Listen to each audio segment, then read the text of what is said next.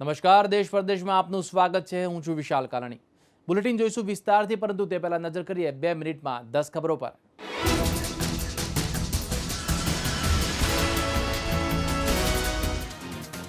વિધાનસભાની ચૂંટણી પહેલા પ્રદેશ ભાજપ પ્રમુખ જીતુ વાઘાણીએ 30 માર્ચે બોલાવી ઇલેક્શન ડિનર ડિપ્લોમસી બેઠક। સીએમ રૂપાણી સહિતના નેતાઓ રહેશે હાજર। ભાજપના રાષ્ટ્રીય અધ્યક્ષ અમિત શાહ પણ હાજર રહે તેવી પ્રબળ શક્યતા। રાજ્યના 18,000 ગામોમાં જેમણે પશુઓ બાંધવા ગોચરની જમીન પર વાડા બનાવ્યા છે તેનો કબજો દબાણ કરનાર પશુપાલકને સોંપાશે। ચૂંટણીના વર્ષમાં રૂપાણી સરકારનો એક મોટો નિર્ણય। રાજ્યના 12 જિલ્લાઓમાં 62,000થી વધુ બાળકો કુપોષિત હોવાનો રાજ્ય સરકારનો વિધાનસભામાં લેખિતમાં જવાબ। સૌથી વધુ કુપોષણનો શિકાર દાહોદના બાળકો, બીજા ક્રમે સાબરકાંઠા। પંચમહાલમાં પ્રદૂષણ બોર્ડનો ક્લાસ 1 અધિકારી 1 લાખની લાંચ લેતો ઝડપાયો। વલસાડમાંથી 10,000ની લાંચ લેતો ઝડપાયો પોલીસ કોન્સ્ટેબલ। બુધવારે એસીબીએ બોલાવ્યો સપાટો। ગૃહમાં અસભ્ય વર્તન બાદ પરેશ ધાનાણી વતી કોંગ્રેસે માફી માંગતા ધાનાણીનું સસ્પેન્શન રદ। સસ્પેન્શનના વિરોધમાં ધાનાણી બેઠા હતા વિધાનસભાની બહાર ધરણા પર।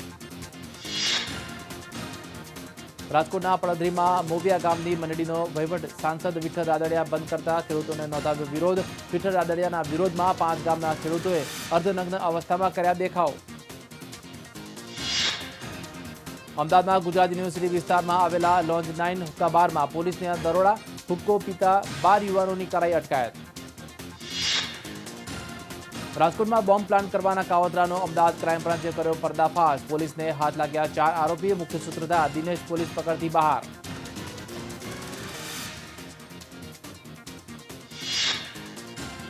રાજકોટમાં ગેરકાયદે અર્ક વેચતા વેપારીઓ પર મનપાના દરોડા। એક્સપાયરી ડેટવાળા અર્કનું કરાતું હતું વેચાણ। 106 બોટલોનો કરાયો નાશ।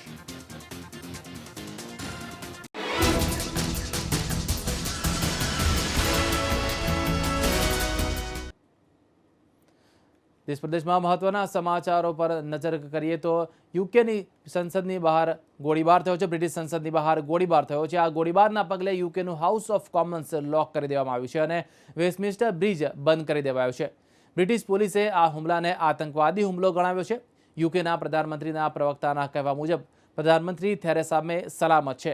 આ હુમલામાં 1 ડઝન લોકો ઘાયલ થયા છે અને સંસદની અંદર એક પોલીસકર્મી ઘાયલ થયો છે।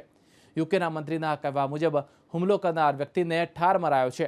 આ હુમલાના પગલે હાઉસ ઓફ કોમન્સનું સિટિંગ સસ્પેન્ડ કરી દેવાયું છે। આ હુમલો બાબતે હજી સુધી યોગ્ય પૂરેપૂરી માહિતી નથી મળી। હુમલાખોર કોણ છે તેને આઈડેન્ટિફિકેશન હજી સુધી કરવામાં નથી આવ્યું। યુકેની સંસદની બહાર અચાનક ગોળીબાર થઈ હતી। બ્રિટિશ સંસદની બહાર ભારે ગોળીબાર બાદ અનેક લોકો ઘાયલ થયાના અહેવાલ છે।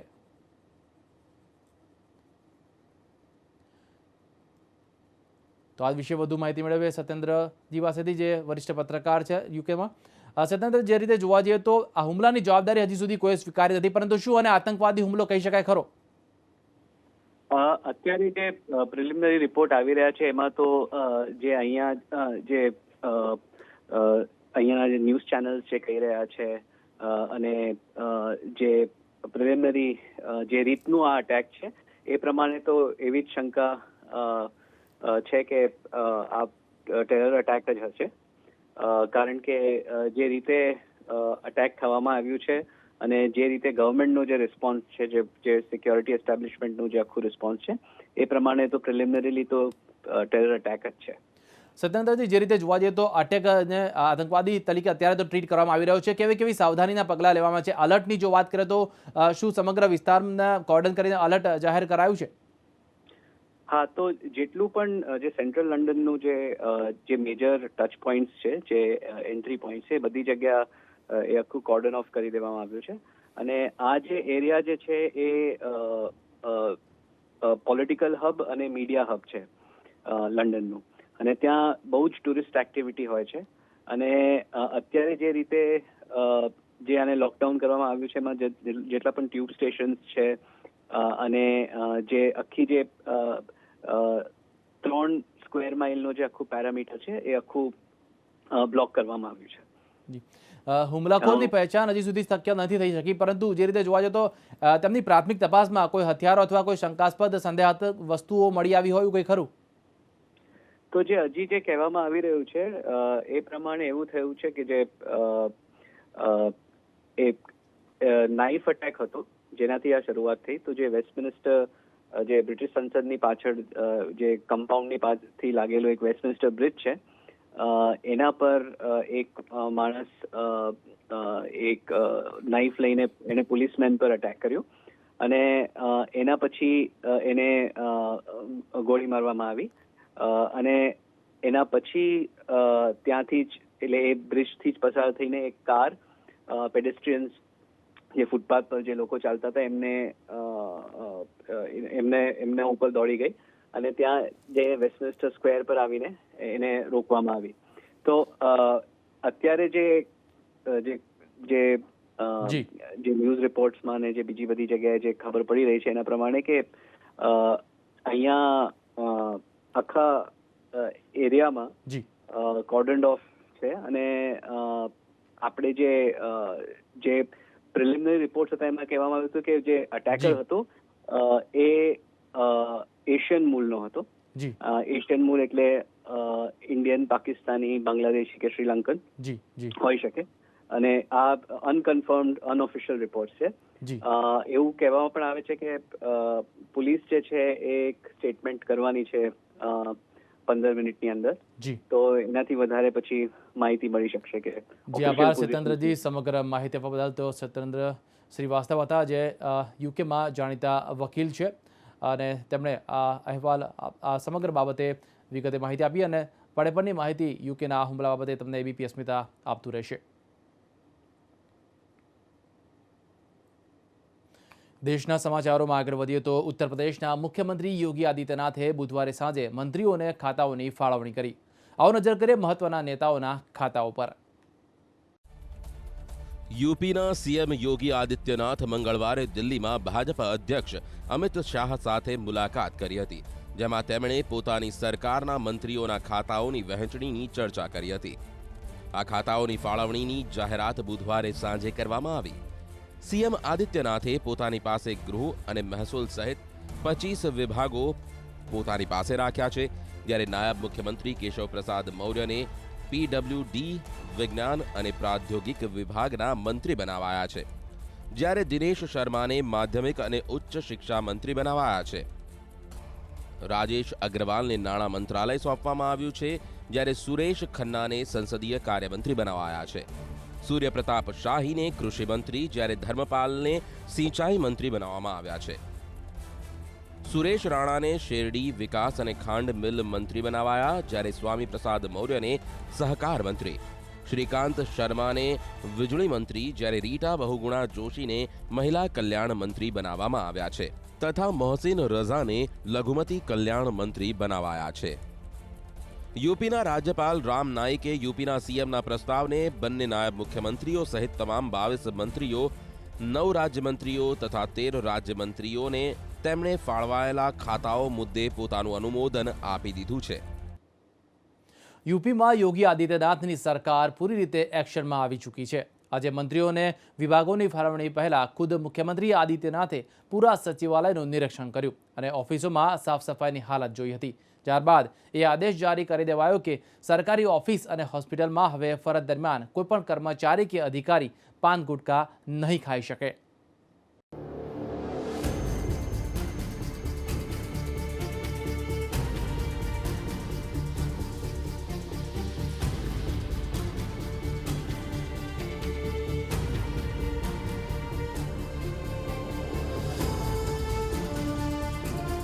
યુપીનું સિંહાસન સંભાળ્યાને હજુ તો 4 દિવસ જ થયા છે, પણ મુખ્યમંત્રી યોગી આદિત્યનાથ ન ખુદ ચેનથી બેસી રહ્યા છે અને ન પોતાના અધિકારીઓને બેસવા દઈ રહ્યા છે.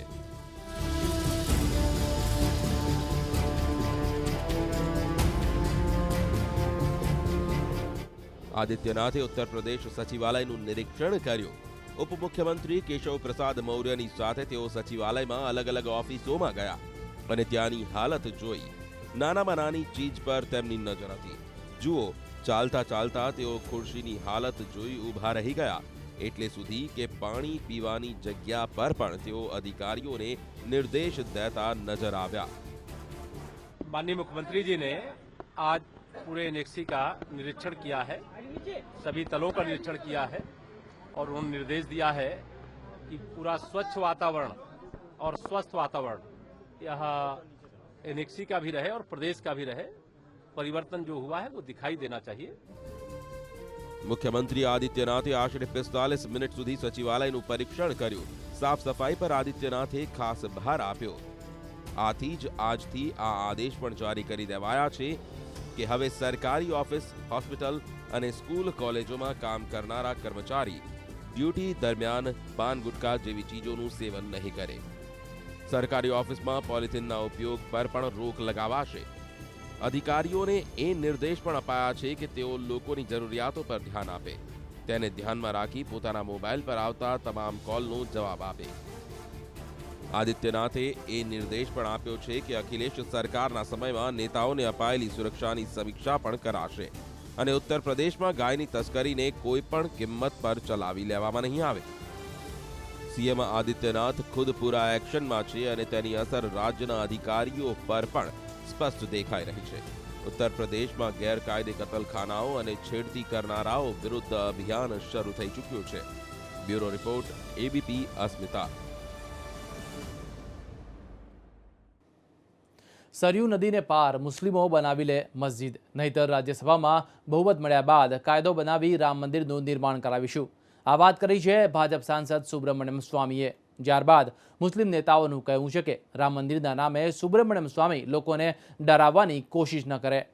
तो हम ऑफर दे रहे हैं कि कॉम्प्रोमाइज के लिए कि आप मस्जिद सरयू नदी के उस पार बना लीजिए और हम यहाँ मंदिर बना लेते हैं, और ये नहीं मानेंगे तो फिर हम कोर्ट में बहस करेंगे और 2018 को हमारी बहुमत में होगी राज्यसभा में और उस तक फैसला नहीं होगा सुप्रीम कोर्ट को, तो फिर हम जाकर राज्यसभा से विधेयक पास कर देंगे और पास करके वहाँ राम मंदिर बनाएंगे।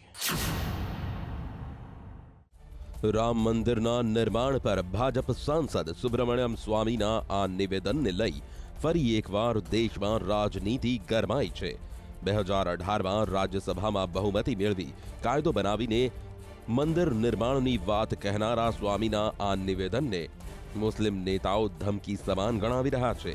सुब्रमण्यम स्वामी का ये एक ट्वीट करना और ये कहना इस बात का सबूत है कि सबसे पहले उनको सुप्रीम कोर्ट पर भरोसा नहीं है। दूसरा ये है कि वो इस ट्वीट के जरिए दबाव डालने की कोशिश कर रहे हैं सुप्रीम कोर्ट पर। तीसरा ये है कि इनका पार्टी का असली चेहरा सामने आ गया कि वो हिंदुस्तान को हिंदू राष्ट्र बनाना चाहते हैं। आप दबाव इसलिए डाल रहे हैं, समझते हैं कि चूंकि यूपी में बीजेपी की सरकार है तो मुसलमान से डर जाएं। तो हम उन्हें याद दिलाना चाहते हैं यूपी में कोई पहली मरतबा नहीं बीजेपी की सरकार बनी, 91 में बन चुकी है जब उसने बाबरी मस्जिद डिमोलिश करवाई थी, उसके बाद फिर बन चुकी है। तो ये कोई ऐसे नहीं है कि मुसलमान इतना डर के किसी मसले पर भी कोई दबाव कबूल कर लेंगे। जो संविधान है देश उससे चल रहा है, कानून से चल रहा है, और उसके लिए मुख्य न्यायालय और जो सुप्रीम कोर्ट सब मौजूद हैं। જ્યાં સુધી કાયદો બનાવવાની વાત છે તો હાલ લોકસભામાં ભાજપ અને સહયોગીઓ મળીને 337 સાંસદ છે, જ્યારે રાજ્યસભામાં વર્તમાન 243માંથી એનડીએની પાસે 76 સાંસદ છે। મતલબ કે રાજ્યસભામાં સહયોગ વિના બહુમત હજુ શક્ય નથી। 2018માં यूपीથી 9, ઉત્તરાખંડથી 1 સીટ ભાજપ જીતી શકે છે। 2018માં ઝારખંડ, હરિયાણાની 3 બેઠકો પણ મળી શકે છે। હાલ મણિપુરની 1 સીટ પરથી પર પાર્ટીનો કબજો થશે। આ હિસાબથી 2018 સુધી 90 સુધી આંકડો જઈ શકે છે। મતલબ કે ત્યારે પણ બહુમતથી ભાજપ દૂર દેખાઈ રહી છે। કદાચ આ જ કારણ છે કે કેન્દ્રીય મંત્રી ગિરિરાજ સિંહ કહી રહ્યા છે કે વાતચીતથી રસ્તો જરૂર નીકળશે। अल्पसंख्यक समाज भी आगे बढ़कर के बातचीत से रास्ता निकालेंगे और रास्ता निकालेंगे उसमें निश्चित रूप से हिंदुओं की भावना का कद्र करेंगे। मुस्लिम संगठन तो बोल रहे हैं कि बातचीत से हल निकलना होता तो अब तक निकल गया होता। नहीं, बातचीत से हल निकालने की कोशिश हम तब तक करेंगे जब तक कि कोई रास्ता बंद न हो। कानून बनाने का विकल्प है। जब बातचीत के रास्ते बंद हो जाएंगे तब आगे सोचेंगे। 2010થી અયોધ્યા વિવાદ મામલો સુપ્રીમ કોર્ટમાં છે. એવામાં હાલ આ મામલાએ તૂલ પકડતા વિરોધીઓના મતે તેની પાછળનું કારણ છે કેન્દ્રમાં મોદી અને યુપીમાં યોગીનું રાજ. બ્યુરો રિપોર્ટ, એબીપી અસ્મિતા. પાકિસ્તાનના પ્રધાનમંત્રી નવાઝ શરીફે વર્ષો પછી એક મુદ્દે મૌન તોડી પરવેઝ મુશર્રફ પર નિશાન તાક્યું છે. શરીફનો આક્ષેપ છે કે પરવેઝે તેમની સમક્ષ એક સિક્રેટ ડીલનો પ્રસ્તાવ મૂક્યો હતો. શું હતી એ ડીલ? જોઈએ આ ખાસ અહેવાલમાં.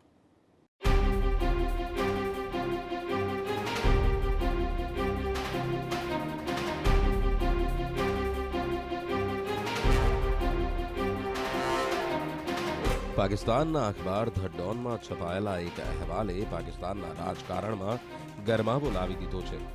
સત્તારૂઢ પાકિસ્તાન મુસ્લિમ લીગ નવાઝની સંસદીય સમિતિની બેઠકમાં નવાઝ શરીફે ઘટસ્ફોટ કર્યો છે કે વર્ષ 2007માં મુશર્રફ મારી સાથે એક ગુપ્ત સમજૂતી કરવા માંગતા હતા, પરંતુ તેમણે મુશર્રફની એ માંગ ફગાવી દીધી હતી. શરીફનો દાવો છે કે 2008માં મુશર્રફે તેમને ગઠબંધનની સરકાર બનાવવાનો પ્રસ્તાવ પણ મૂક્યો હતો. નવાઝે આ મુદ્દે બોલતા વધુમાં કહ્યું હતું કે આવી ગુપ્ત સમજૂતી ન કરવાને કારણે જ હંમેશા તેમને સફળતા મળી છે. નવાઝ શરીફે સત્તામાં આવ્યા બાદ પ્રથમ વખત આ અંગે ખુલાસો કર્યો છે. મહત્વનું છે કે વર્ષ 1999માં પરવેઝ મુશર્રફ જ્યારે સેના પ્રમુખ હતા ત્યારે તેમણે સેનાની મદદથી નવાઝ શરીફને પ્રધાનમંત્રી પદેથી હટાવી પોતે જ સૈનિક શાસક બની ગયા હતા અને નવાઝ શરીફ અને તેમના પરિવારને 10 વર્ષ માટે દેશ નિકાલો આપી સાઉદી અરબ મોકલી આપ્યા હતા. ત્યારબાદ 2007માં શરીફને પરત પાકિસ્તાન આવવાનો મોકો મળ્યો હતો. શરીફે એવો પણ દાવો કર્યો કે મુશર્રફ વારંવાર તેમને મળવાનો પ્રયાસ કરતા હતા પણ તેમને ઇનકાર કર્યો હતો. શરીફે પોતાના પરિવારે ભોગવેલી હાલાકીનો પણ ઉલ્લેખ કર્યો. શરીફે કહ્યું કે મુશર્રફે જે મારી સાથે કર્યું તે પોતે જ તેઓ ભોગવી રહ્યા છે, કારણ કે હાલ મુશર્રફ સામે જ પાકિસ્તાનની કોર્ટમાં કેસ ચાલે છે અને તેથી ઇલાજના બહાને તેઓ દેશની બહાર જતા રહ્યા છે. તેમને પરત પાકિસ્તાન ફરવું છે પણ તે શક્ય નથી બનતું. તો નવાઝના આ તમામ દાવાઓને મુશર્રફના પૂર્વ સહયોગી રઝા કસૂરીએ ફગાવી દીધા છે અને તેને ખોટા ઠેરવતા કહ્યું કે ઉલટાનું નવાઝ શરીફ 2007માં પાકિસ્તાન આવવા માટે મુશર્રફ સામે ભીખ માંગતા હતા. દેશ પરદેશમાં હાલ સમય થયો છે બ્રેકનો. બ્રેક બાદ નજર કરીશું 5 મિનિટમાં દુનિયા પર.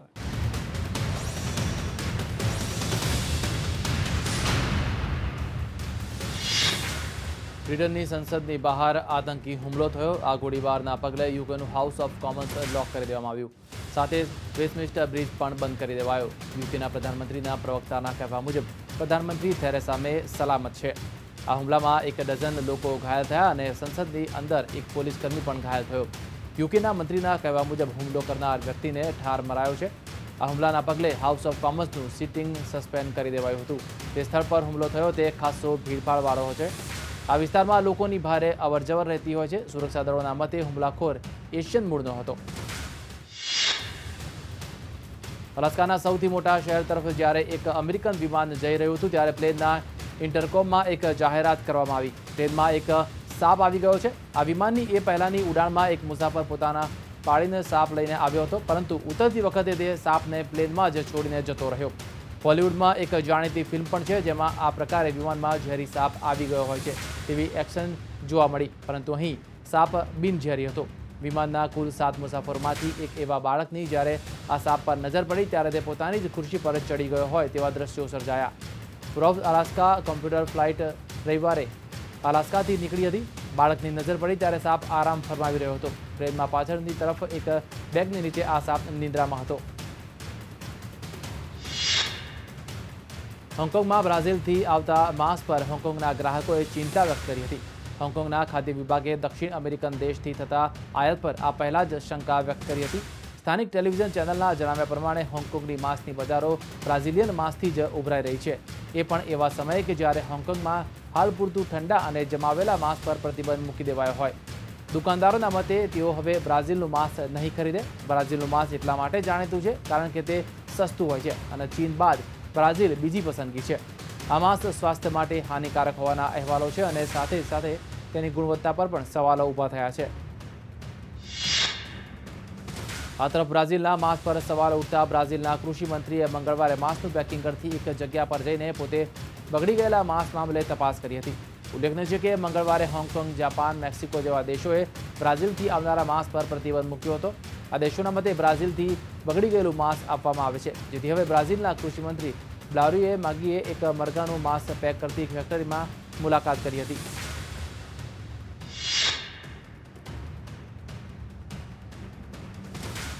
યુકેના ટ્રાન્સપોર્ટ સેક્રેટરી ક્રિસ ગ્રેલિંગે સંસદમાં બુધવારે બ્રિટિશ સરકારના અમુક દેશોમાંથી ઇલેક્ટ્રોનિક વસ્તુઓ સાથે મુસાફરી ન કરવાના નિર્ણય મામલે સ્પષ્ટતા આપી છે. મંત્રીના કહેવા પ્રમાણે તેમને ખ્યાલ છે કે લોકોને આ નિર્ણયથી પરેશાનીનો સામનો કરવો પડશે, પરંતુ લોકોની સુરક્ષા માટે આ નિર્ણય લેવો જરૂરી છે. બ્રિટિશ સુરક્ષાનો આ નવો કાયદો તુર્કી, લેબનોન, જોર્ડન, ઇજિપ્ત, ટ્યુનિશિયા અને સઉદી અરબથી આવનાર મુસાફરોને લાગુ પડે છે. આ રીતે અમેરિકાએ પણ હાલમાં નિર્ણય જાહેર કર્યો છે. જોર્ડનના માહિતી મંત્રી મોહમ્મદ અલ મોમાનીએ બુધવારે દરેક એરલાઇન્સને અમેરિકા અને અન્ય દેશોએ જે ઇલેક્ટ્રોનિક વસ્તુઓના પ્રતિબંધનો નિયમ જાહેર કર્યો છે તેનો કડકપણે અમલ કરવાની વાત કરી છે. તેમણે મુસાફરોને સુરક્ષા માટે આ નિયમોનું પાલન કરવાની પણ જાહેરાત કરી છે. દરેક હવાઈ મુસાફર જે 6 નામાંકિત દેશોથી અમેરિકા તરફ અથવા યુનાઇટેડ કિંગડમ જઈ રહ્યા હોય તેઓ હવે પ્લેનની અંદર લેપટોપ કે અન્ય મોટી ઇલેક્ટ્રોનિક ચીજવસ્તુ નહીં લઈ જઈ શકે. તેઓ પ્લેનમાં કેબિનની અંદર આ સામાન નહીં લઈ જઈ શકે. આ પ્રકારનો પ્રતિબંધ તુર્કી, લેબનોન, જોર્ડન, ઇજિપ્ત, ટ્યુનિશિયા અને સઉદી અરબ દેશોને લાગુ પડે છે. આતંકવાદ પર લગામ લગાવવા માટે અમેરિકાએ નવો નિર્ણય લીધો. તે મુસ્લિમ દેશોની આવનાર લોકોને ફ્લાઇટમાં કેબિન બેગેજમાં લેપટોપ અને ટેબ્લેટ રાખવા પર રોક લગાવાઈ છે. અમેરિકાના ગૃહ મંત્રાલયના કહેવા પ્રમાણે ચરપંથીઓ નવા તરીકાઓ અજમાવી ફ્લાઇટને નિશાન બનાવી શકે છે. આતંકીઓ લેપટોપ, ટેબ્લેટ, કેમેરા, ડીવીડી અને ઇલેક્ટ્રોનિક ગેમ્સમાં બોમ્બ પણ છુપાવી શકે છે.